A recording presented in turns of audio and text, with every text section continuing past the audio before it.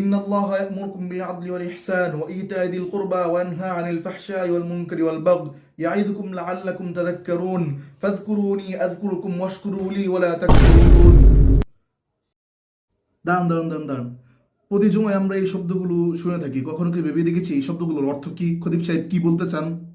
এই আয়াতগুলো হলো কোরআনুল কারীমের দুটি আয়াত। প্রথম আয়াতটি হলো সূরা নাহলের 90 নম্বর আয়াত, আর দ্বিতীয় আয়াতটি হলো সূরা বাকারার 152 নম্বর আয়াত।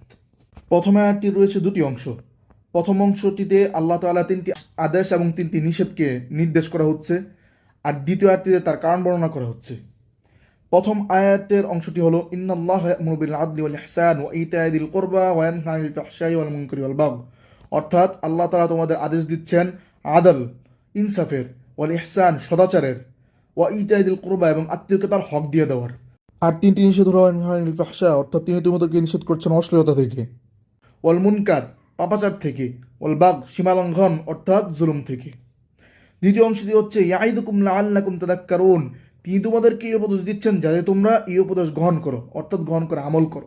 এই আয়াতটি সম্পর্কে হযরত আব্দুল্লাহ ইবনে মাসউদ রাদিয়াল্লাহু আনহু বলেন, এই আয়াতটি কোরআনের সবচেয়ে পূর্ণাঙ্গ আয়াত, কারণ এতে একই সাথে রয়েছে আল্লাহ তাআলার আদেশ এবং নিষেধ।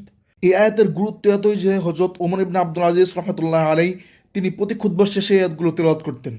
তার দেখা দেখি সকল খলিফাগণ এবং তারই ধারাবাহিকতায় আমাদের খতিব সাহেবও। আর দ্বিতীয় আয়াতটি হচ্ছে সকলের পরিচিত ফাযকুরুনি আযকুরুকুম ওয়াশকুরু লি ওয়া লা তাকফুরুন, যার অর্থ হচ্ছে ফাযকুরুনি, তোমরা আমাকে স্মরণ করো, আযকুরুকুম, আমি তোমাদেরকে স্মরণ করব, ওয়াশকুরু লি, তোমরা আমার কৃতজ্ঞ হও, ওয়া লা তাকফুরুন, এবং আমার অকৃতজ্ঞ হও না। এই ছিল বহুল পরিচিত দুটি আয়াত, যেই দুটি আয়াত আমরা মসজিদে সবসময় শুনে থাকি। এখন থেকে খতিব সাহেবের মুখে আয়াত দুটি শুনে দাঁড়িয়ে না গিয়ে অর্থ বুঝে আমল করার চেষ্টা করব। আল্লাহ তাআলা আমাদেরকে সকলকে তৌফিক দান করুন।